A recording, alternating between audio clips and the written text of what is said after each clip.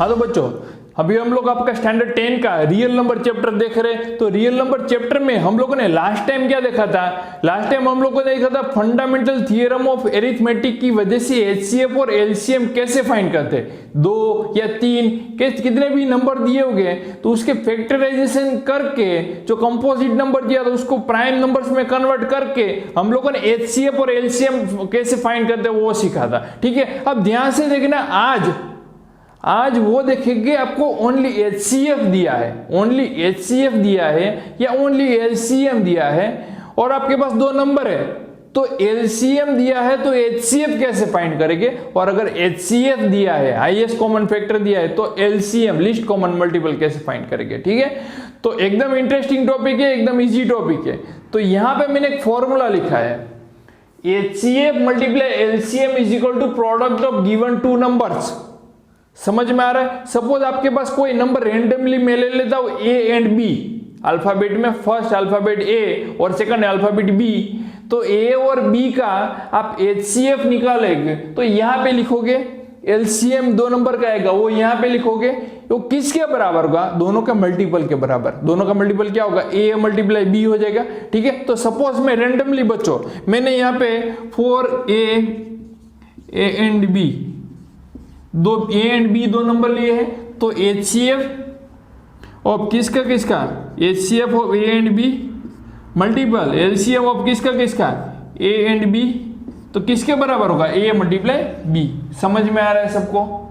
एक एग्जांपल के साथ समझते हैं, छोटा सा एकदम सिंपल एग्जांपल लगे, मल्टीप्लाई में देर ना लग जाए, बाकी आप कोई भी नंबर लोगे उसमें एप्लीकेबल होगा। सपोज मैंने यहाँ पे 4 में 12 एंड 14 के लिए मैं एक लॉ अप्लाई करता हूं, 12 एंड 14 के लिए मेरे को चेक करना है। आपको ऐसा पूछा जाएगा, find the HCF and LCM is for 12 and 14 and ये लॉ आपका अप्लाई करो, HCF multiply LCM is equal to product of given 2 numbers. तो पहले 12 का एचसीएफ क्या होगा बच्चों, तो 12 कंपोजिट नंबर, उसको मैं प्राइम नंबर में कन्वर्ट कर देता हूं। 12 आपका कंपोजिट नंबर है, उसको मैं कैसे प्राइम नंबर में कन्वर्ट कर देता हूं, तो 12 को क्या लिख सकता हूं, 2 3 जा 6 2 जा 12, ये आ गया आपका 12।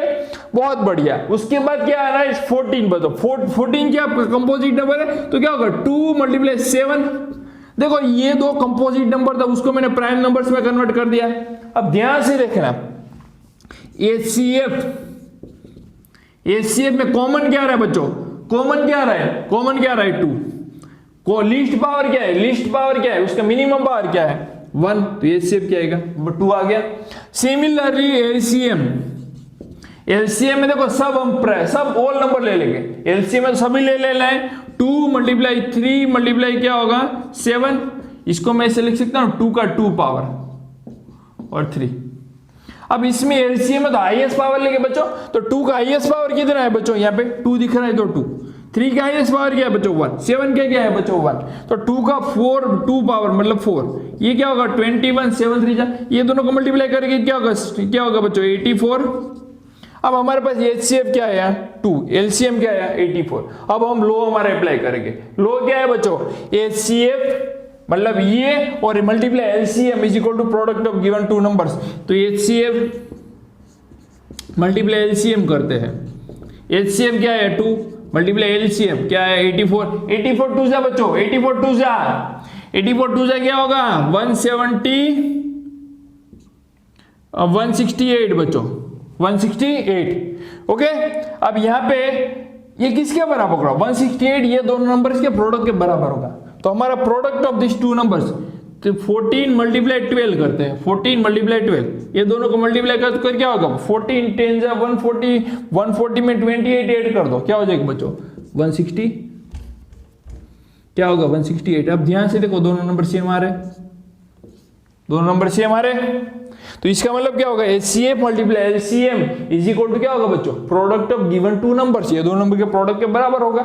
समझ में आ रहा है सबको? इसीलिए कोई भी 2 नंबर्स दिए हैं उसका, बट ये लो ओनली 2 नंबर्स में अप्लाई होगा, 3 नंबर्स में आप अप्लाई नहीं कर सकते हो। इसीलिए कोई भी 2 नंबर दिया है, ये 2 नंबर्स का आप एचसीएफ फाइंड करो, एलसीएम फाइंड करो, एचसीएफ मल्टीप्लाई एलसीएम करोगे तो आपको क्या मिलेगा, दोनों नंबर्स के प्रोडक्ट के बराबर होगा। और एक सवाल लेते हैं, ध्यान से देखना, तो यहाँ पे 18 एंड 21, 18 एंड 21। अब 18 एंड 21 दो नंबर ले लिया, पहले क्या फाइंड करेंगे 18 एंड 21 के HCF फाइंड करेंगे, उसके बाद क्या फाइंड करेंगे बच्चों LCM, फिर क्या करेंगे HCF मल्टीप्लाई LCM करेंगे, जो नंबर आएगा किसके बराबर होगा, ये दो नंबर से 18 एंड 21 के मल्टीपल के बराबर होगा। ठीक है, तो 18 का हम HCF फाइंड करते हैं, 18 के फैक्टराइज निकालो तो क्या बने मिलेगा बच्चों 2 3 जा 6 3 जा 18, तो 3 2 बार आ रहा है तो आप क्या लिखोगे 2 मल्टीप्लाई 3 का स्क्वायर लिख दोगे बच्चों। समझ में आ रहा है सबको, यहां तक क्लियर है। चलो यहाँ पे 21 में देखते हैं, तो 21 क्या होगा बच्चों 3 7 जा लिख सकते हैं, 3 एंड 7 दोनों प्राइम नंबर आ गए। ठीक है, दोनों प्राइम नंबर है, यहाँ प्राइम नंबर आ गए। अब HCF में कॉमन क्या रहा है बच्चों, कॉमन क्या दिख रहा है, यहाँ पे 3 दिख रहा है, यहाँ पे भी 3 दिख रहा है। ओके, उसका मिनिमम पावर HCF में क्या होगा मिनिमम एक्सपोनेंट, देखो यहाँ पे 2 है, यहाँ पे क्या 1 है, तो क्या होगा 3 क्या बन 3 हो गया। अब LCM बच्चों LCM, अब LCM में तो सब आपको सब ले लेना है, सब प्राइम नंबर ले लेना है, तो यहाँ पे 2 3 एंड 7। उसके बाद देखो यहाँ पे हम लोग LCM में हाईएस्ट एक्सपोनेंट देखेंगे, तो 2 का हाईएस्ट एक्सपोनेंट क्या है बच्चों 1, 3 का देखो यहाँ पे 1 है बट यहाँ पे 2 है, तो हमें तो हाईएस्ट लेना है ना, LCM में हाईएस्ट लेना है, HCF में लोएस्ट लेना है, ये गलती नहीं करना। 2 और 7 क्या होगा बच्चों 1, तो देखो 2 और 3 का स्क्वायर 9 और यहाँ पे 7 हो जाएगा, तो 9 2 18 मल्टीप्लाई 7, ये दोनों को मल्टीप्लाई करो क्या होगा 8 7 जब 650 और होगा 126। ओके, अब ये आ गया हमारा कितना होगा LCM क्या है बच्चों 126, HCF क्या आएगा 3 आया। ठीक है, अब हम करते क्या करेंगे HCF मल्टीप्लाई LCM करते हैं, HCF मल्टीप्लाई LCM। HCF क्या है बच्चों 3, LCM क्या है 126, ये दोनों को मल्टीप्लाई करते हैं, समझ में आ रहा है। तो क्या होगा 6 3 जा 18 एंड 1 3 2 जा 6 7 एंड 378, ये 378 है HCF मल्टीप्लाई LCM और क्या बच्चों 378 है। अब क्या करेंगे ये दो नंबर को मल्टीप्लाई करते हैं, ये नंबर किसके बराबर होगा 378 किसके बराबर होगा 18 एंड 21 के मल्टीपल होगा, उसके बराबर ही होगा, ये हमारा लो है, लो हम चेक कर रहे हैं। तो हम 18 मल्टीप्लाई 21 बच्चों 18 मल्टीप्लाई 21 करो तो देखो अब मैं यहाँ पे कर लेता हूँ 18 मल्टीप्लाई 21, 18 2 जा 360 में मैं ऐड कर देता हूँ कितना 18 8 7 378, तो हमारा आंसर क्या आ रहा है बच्चों, क्या आ रहा है 378। अब ध्यान से देखो दोनों नंबर सेम हो रहे हैं, तो हमारा लो यहाँ पे सही है, समझ में आ रहा है। इसीलिए कोई भी दो नंबर्स आपको दिए हैं, दो नंबर्स का HCF फाइंड करो, LCM फाइंड करो, दोनों नंबर्स का मल्टीपल करो और HCF और LCM जो आया उस आंसर को मल्टीपल करो, दोनों जो आपको फाइनल जो आंसर आएंगे वो दोनों मैच ही होंगे। ठीक है, और आपको ऐसे भी क्वेश्चन पूछे जाएंगे ओनली HCF दिया है LCM फाइंड करो, सिंपल है, लो हमारा अप्लाई कर दो, HCF multiply LCM is equal to product of given two numbers, आपको फाइनली आंसर डायरेक्टली आंसर मिल जाएंगे। समझ में आ रहा है सबको, बढ़िया। ओके, अगर कोई डाउट है तो कमेंट बॉक्स में लिख सकते हो। ठीक है, और एक नई मेथड सीखते हैं, चलो देखते हैं। अभी हम लोग को prime numbers and composite number क्या होता है सबको पता ही है। प्राइम नंबर्स जो numbers which is divisible by itself, अपने आप से एंड 1 से डिवाइड हो सके, ऐसे नंबर को क्या कहते हैं prime numbers. And composite numbers की बात करें जो प्राइम नंबर नहीं हो वैसे नंबर को क्या कहते हैं कंपोजिट नंबर। बट 0 एंड 1 आपको काउंट नहीं करना है, 2 से स्टार्ट करना है हर चीज। ठीक है, तो अगर आपको ऐसे पूछे जाएंगे बच्चों सवाल कि prove that given number is a composite number, simple आपकी टेक्स्ट बुक में ऐसे सवाल दिए हैं, तो आपको ऐसा पूछा जाए सपोज प्रूव दैट, ऐसा पूछा जाए prove that 3 multiply 2 multiply 7 plus 3 is composite number, ऐसा प्रूव करो कंपोजिट नंबर।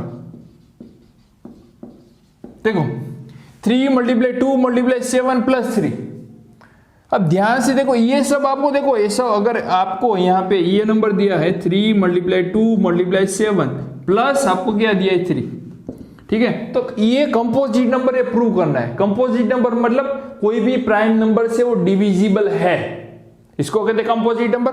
अब ध्यान से देखो इसमें और इसमें से क्या कॉमन निकल रहा है बच्चों, 3 कॉमन निकल रहा है, तो मैं 3 कॉमन निकाल देता हूं, तो 3 तो बाहर निकल गया, तो 7 2 क्या बचा 14, +1। अब ध्यान से देखो तो ये नंबर किससे डिवाइड हो सकता है? 3 से डिवाइड हो सकता है, आगे और 5 से भी डिवाइड हो सकता है, बट हमें तो एक नंबर, एक कोई भी एक से डिविजिबल देके दिखा देना है, क्योंकि कंपोजिट नंबर दिखा देना है। सो आप ऐसा लिख सकते हो 3 × 15, इट इज डिविजिबल बाय 3 और 5 and 5। So given number is divisible by, किससे बच्चों? Divisible by 3 and 5। So it is क्या है बच्चों आपका? कौन सा नंबर है? Composite number. It is composite number. समझ में आ रहा है? बस सिंपल है। जो कॉमन नंबर निकल रहा है उसको मैंने बाहर निकाल दिया।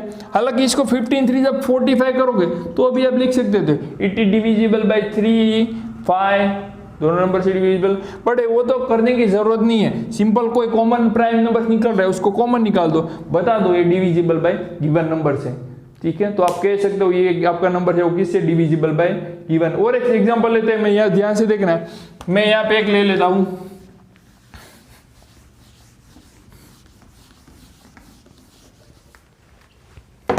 सपोज मैंने ऐसा लिया है 5 × 7 × 13 प्लस मैं यहां पे ले लेता हूं 5। तो ये नंबर्स आपको प्रूव करना है, prove that is composite number.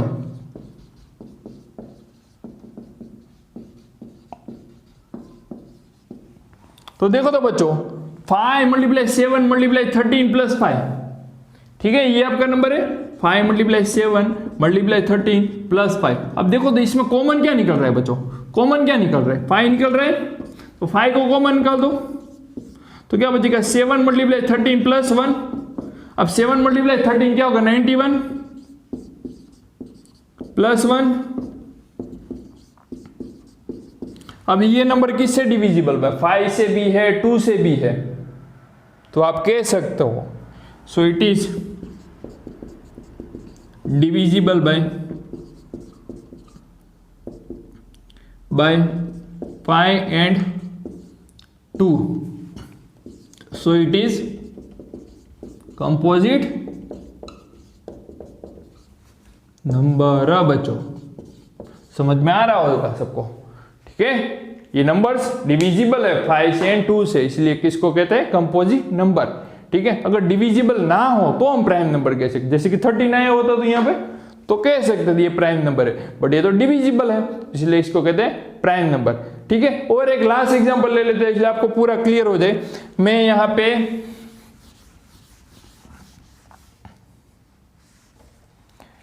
पे ले लेता हूं बच्चों 13 × 2 × 3 प्लस में ले लेता हूं 13, ओके? अब आपको ऐसा पूछा जाए कि ये कंपोजिट नंबर है, तो सिंपल इसमें कॉमन क्या निकल रहा है बच्चों? 13, तो क्या बचेगा? 2 × 3 + 1 बचेगा, तो 13 = क्या लिख सकता हूं? 6 + 1, तो 13 = क्या होगा? × 7 होगा। अब ध्यान से देखो 13 × 7 it is divisible, so it is divisible by किससे? 13 and 7, so it is a composite number. Clear है सबको? इसलिए बहुत सारे ऐसे सवाल आपको दिए होंगे टेक्स्ट बुक में, आप सिंपल ये मेथड से कर सकते हो। जो कॉमन नंबर से जो कॉमन प्राइम नंबर निकालता है उसको कॉमन निकाल दो और बता दो जो आपका कॉमन नंबर आ गया it is divisible by common, जो आपका कॉमन नंबर बाहर निकालो उससे डिविजिबल है, so given number is a composite number. अभी हम लोग आपका नेक्स्ट टॉपिक पढ़ेंगे। नेक्स्ट टॉपिक देखो बहुत सिंपल टॉपिक है ऐसा मैं कह सकता हूं, ठीक है? तो इस टॉपिक में ऐसा आपको दिया है, कोई भी आपको एक पॉजिटिव इंटीजर दिया है, उसका नेचुरल नंबर्स, उसका एक्सपोनेंट नेचुरल नंबर है, उसका एंड 0 से हो रहा है 5 से हो रहा है, वो आपको चेक करना है, ठीक है? तो सपोज 0 से चेक करना है, सपोज मेरे पास कोई n पॉजिटिव इंटीजर है, उसका मैं यहाँ पे n एक्सपोनेंट ले लेता हूँ बच्चों, n नेचुरल नंबर एक्सपोनेंट ले लेता हूँ, तो उसका मैं सॉल्यूशन करता हूँ, तो उसका एंड 0 से होता है कि नहीं होता है वो आपको चेक करना है, ठीक है? तो एंड 0 से तभी होगा, ध्यान से देखना, उसका एंड 0 तभी होगा a का फैक्टराइजेशन ऑफ a, फैक्टराइजेशन राइजेशन ऑफ A having prime factor 2 and 5, 2 and 5 बच्चों आएगा ना तभी एंड 0 होगा। क्यों, मैं यहाँ पे समझाता हूँ। 10 का 1 पावर क्या होगा बच्चों 10, 10 का 2 पावर क्या होगा बच्चों 100, 10 का 3 पावर क्या होगा बच्चों 1000। देखो यहाँ पे हर जगह ये लास्ट में एंड 0 आ रहा है, तो 0 आ रहा है क्योंकि 10 का फैक्टर निकालोगे, 10 के फैक्टर निकालोगे तो क्या होगा 2 × 5 आ रहा है, 10 के फैक्टर 2 and 5 आ रहा है, ठीक है। तो 2 and 5 आ रहा है तो इसके 10, तो 10 का एक्सपोनेंट निकालोगे तो एंड क्या होगा 0 होगा। समझ में आ रहा है सबको। एक एग्जांपल लेता हूं मैं, यहाँ पे आपको ऐसा बोला है, check whether 6n can end with the 0 for any natural number n। 6n can end with the 0 for any natural number. Check करना है तो क्या करेंगे, देखो तो पहले तो ऐसे चेक करते हैं। 6 का 1 पावर क्या होगा बच्चों 6, 6 का 2 पावर क्या होगा बच्चों 36, 6 का 3 पावर क्या होगा बच्चों, ठीक है। तो क्या होगा 6 6 36 और 6 3 18 एंड 2 46। ओके, देखो एंड 0 नहीं हो रहा है यहाँ पे, एंड कभी 0 नहीं आ रहा है। तो और 6 के फैक्टराइजेशन निकालो, 6 के फैक्टर क्या है 6 raised to n, 2 × 3 × n। देखो यहाँ पे 2 ओनली आ रहा है, 5 नहीं आ रहा है, 5 नहीं आ रहा है, ठीक है। तो देखो अगर 5 साथ में आता तो क्या होगा एंड विद द 0, हम ऐसा लिख सकते हैं, ठीक है। तो देखो मैं ऐसा लिख सकता हूं 6 raised to n having